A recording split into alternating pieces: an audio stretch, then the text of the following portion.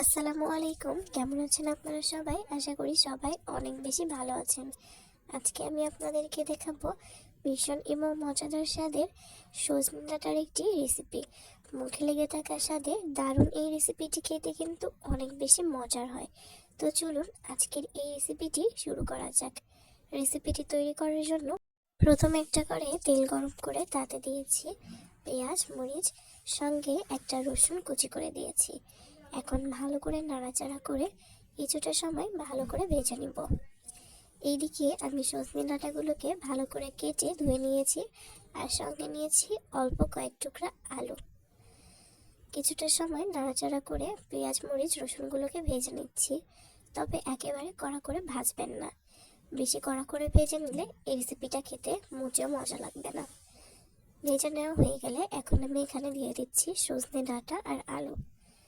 একসঙ্গে দিয়ে নাড়াচাড়া করে মিশিয়ে নিতে হবে, আর পরিমাণ মতো লবণ দিয়ে দিবেন। এখন ভালো করে নাড়াচাড়া করে একসঙ্গে মিশিয়ে নিচ্ছি। কিছুটা সময় নাড়াচাড়া করে ভালো করে মিশিয়ে নিতে হবে। এখন এখানে অল্প একটু পানি দিয়ে দিলাম। পানি দিয়ে আবার নাড়াচাড়া করে মিশিয়ে নিব। ভালো করে মিশিয়ে নেওয়া হয়ে গেলে এখানে দিয়ে দিচ্ছি হলুদের গুঁড়া আর অল্প একটু মরিচের গুঁড়া, তার সঙ্গে দিয়ে দিচ্ছি জিরা গুঁড়া। এই গুঁড়ো মশলা দিয়ে এখন ভালো করে নাড়াচাড়া করে মিশিয়ে নিতে হবে। এখন আমি ভালো করে এই সজনে ডাঁটাগুলোকে কষিয়ে নিব। ভালো করে নাড়াচাড়া করে কিছুটা সময় আমি ভালো করে কষিয়ে নিচ্ছি। এতে করে এই গুঁড়ো মশলাগুলো কিন্তু সজনে ডাঁটার ভেতরে চলে যাবে, আর এই রেসিপির টেস্ট কয়েক গুণে বেড়ে যাবে। ভালো করে নাড়াচাড়া করে তাই হাতে কিছুটা সময় নিয়ে কষিয়ে নিব। এখানে আমি আবার অল্প একটু পানি দিয়ে দিলাম। পানি দিয়ে নাড়াচাড়া করে আবার মিশিয়ে নিচ্ছি। মিশিয়ে নেওয়া হয়ে গেলে এখন এখানে আমি দিয়ে দিচ্ছি কালো সরিষা আর অল্প আদা বাটা। কালো সরিষা এবং আদা একসঙ্গে বেটে নিয়েছি, আর সেই বাটা মশলা আর তার সঙ্গে অল্প একটু পানি দিয়ে আবার নাড়াচাড়া করে মিশিয়ে নিচ্ছি। এখন মিশিয়ে নেওয়া হয়ে গেলে ঢাকনা দিয়ে ঢেকে দিব। এই সরিষা বাটাটা দেওয়ার ফলে কিন্তু এই রেসিপির টেস্ট অনেক বেশি মজার হয়। এখন ভালো করে নাড়াচাড়া করে মিশিয়ে কিছুটা সময় রান্না করে নিতে হবে। মাঝে মাঝে ঢাকনা দিয়ে ঢেকে রাখবেন এবং কিছুক্ষণ পর ঢাকনা তুলে নাড়াচাড়া করে দিবেন। এইভাবে করে এই রেসিপিটি তৈরি করে নিতে হবে। যারা আমার চ্যানেলে নতুন, আপনাদের কাছে যদি আজকের এই রেসিপিটি ভালো লাগে তাহলে আমার চ্যানেলটিকে সাবস্ক্রাইব করে রাখতে পারেন। যারা আজকের রেসিপিটি ফেসবুক পেজ থেকে দেখছেন তারা চাইলে কিন্তু পেজটিকে ফলো দিয়ে রাখতে পারেন। আর কালারটা দেখে বুঝতে পারছেন এই রেসিপির টেস্ট কিন্তু অনেক বেশি মজার হয়।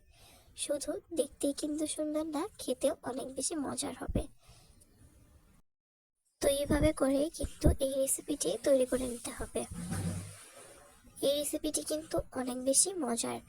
মাঝে মাঝে ঢাকনা দিয়ে সেম ভাবে কিছুক্ষণ ঢাকনা দিয়ে ঢেকে রান্না করে নিয়ে মাঝে মাঝে ঢাকনাটা তুলে চামচের সাহায্যে ভালো করে নাড়াচাড়া করে এই রেসিপিটি তৈরি করে নিতে হবে। এই পর্যায়ে কিন্তু লবণটা চেক করে নিতে হবে। যদি লবণটা কম হয় সেক্ষেত্রে লবণ দিয়ে দিবেন। আমার রেসিপি আপনাদের কাছে কেমন লাগে আপনারা অবশ্যই কমেন্ট করে জানাবেন। তো এইভাবে করে আর কিছুক্ষণ রান্না করে নিলেই কিন্তু আজকের এই রেসিপিটি তৈরি হয়ে যাবে। এই রেসিপিটি এত বেশি মজার হয় যে ছোট বড় সবাই অনেক বেশি খেতে পছন্দ করবে। খুব সহজ একটি রেসিপি, যে কেউ বানাতে পারবে। যারা রান্নার ক্ষেত্রে একেবারে নতুন তারাও কিন্তু বানাতে পারবে। তো এইভাবে করে আর কিছুক্ষণ রান্না করেই কিন্তু আমি নামিয়ে নিয়েছি। তৈরি হয়ে গেছে ভীষণ মজাদার স্বাদের সজনে ডাঁটার একটি মজাদার রেসিপি। কেমন লেগেছে অবশ্যই জানাবেন। আশা করব ভালো লেগেছে। নতুন কোনো ভিডিওতে আপনাদের সামনে কোনো নতুন রেসিপি নিয়ে খুব শীঘ্রই হাজির হব। সেই পর্যন্ত সবাই অনেক বেশি ভালো থাকবেন, সুস্থ থাকবেন। সবার সুস্থতা কামনা করে আজকের মতো এখানে ভিডিওটি বিদায় জানাচ্ছি। আল্লাহ হাফেজ।